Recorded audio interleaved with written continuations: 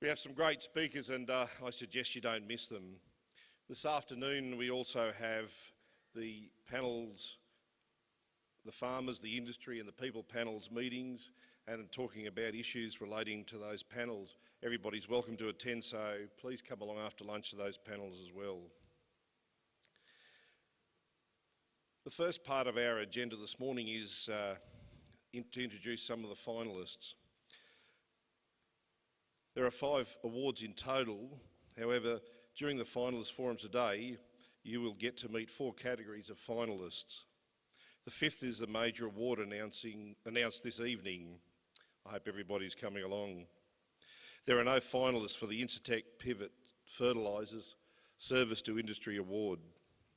Perhaps the most prestigious of all, this award honours an individual who has given extraordinary service to the cotton industry. Now, the main aim of the finalist forum is for you to meet the 4 category finalists. It's also a chance to learn about what they do and why they've been nominated. This year we are introducing each finalist with a short film and then hearing a little more about them. Recipients are announced tonight at the awards evening. And I certainly hope that you can join us tonight to reveal the recipients. I'd like to introduce our first forum and films, the Lehmann Trust and Bayer CropScience Young Achiever finalists for 2015. Ryan Pratton, Ross Burnett and Ben Dawson.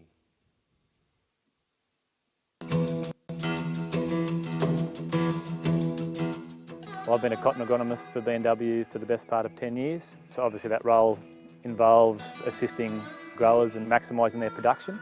A lot of trial work with CSD, Monsanto, cotton catchment community as well. I'm also a certified MyBMP advisor, member of the TIMS committee.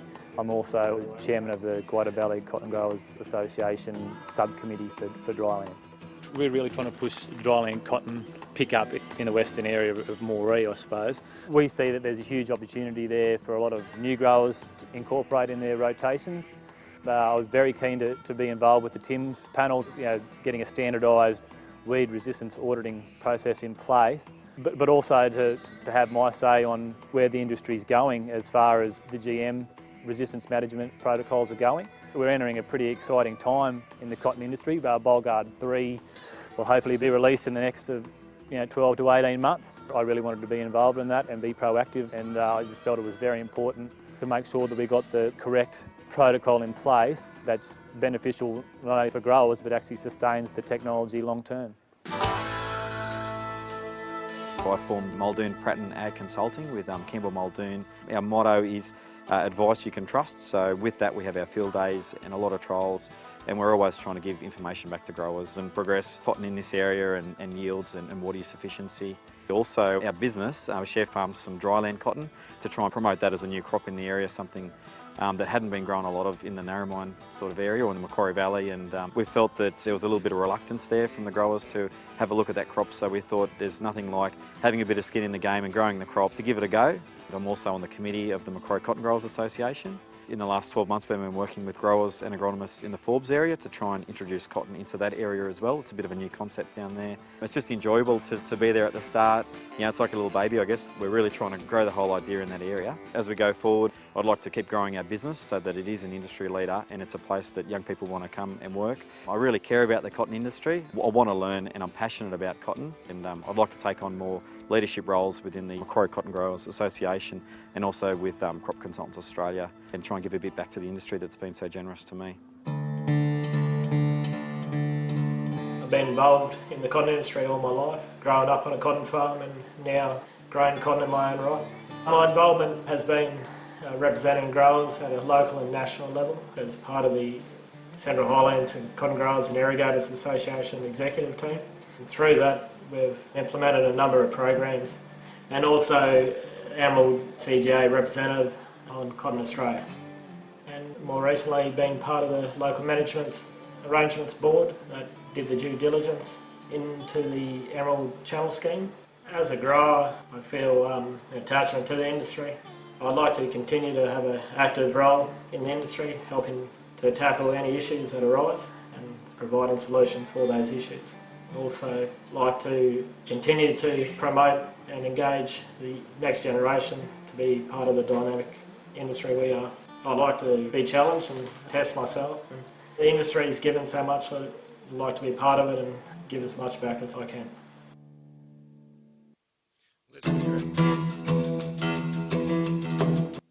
Let's congratulate all our finalists.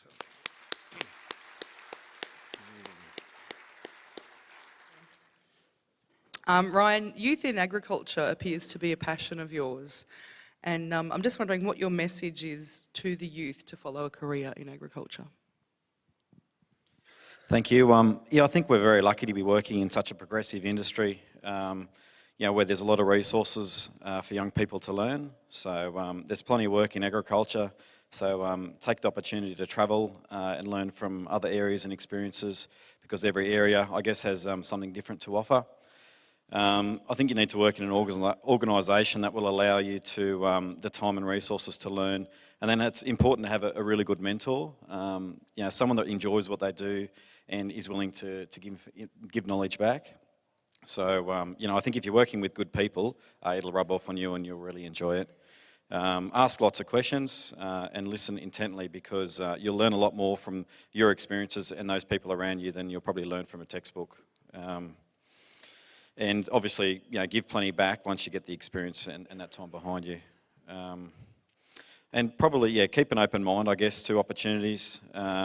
You never know what's going to come up. So, if you find something you really enjoy, don't be afraid to specialise in that.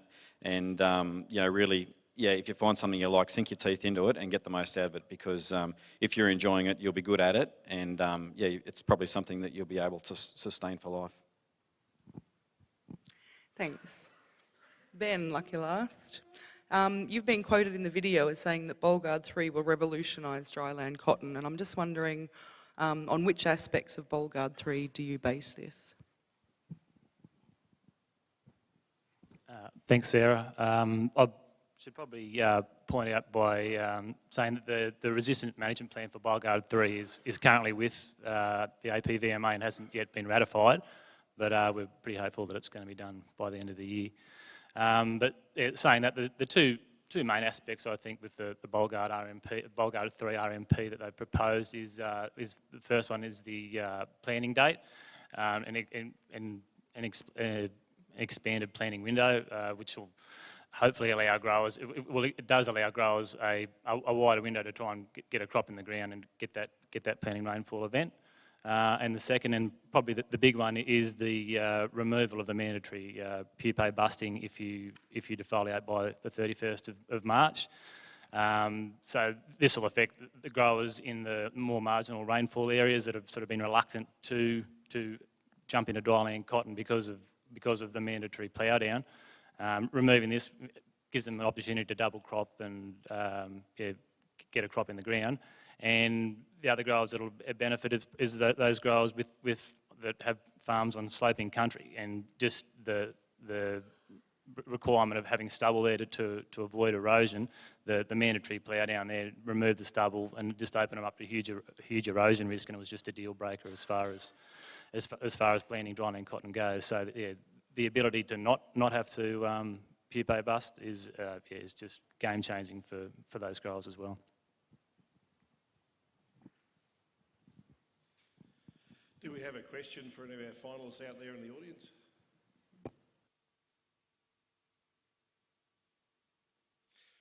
No, perhaps I just ask one question. We've heard already about Bollgard 3. What do you see as the biggest challenge facing the industry going forward? I'd ask each one of you. I guess there's probably a few for me. I guess it's water at the moment, keeping continuity and employment. At the moment there's not a lot of cotton going to be growing this summer, so keeping good staff and good knowledge in the industry, and things like herbicide resistance and that sort of thing as well. Yeah, definitely. For my part of the world, be profitability and just having that sustainability and yield year on year. And the workforce has been an issue and something we need to keep working on. Probably three things, Lyndon. Resistance, obviously, insect and herbicide resistance. Glyphosate resistance is certainly in our valley, in the Guida, and is spreading.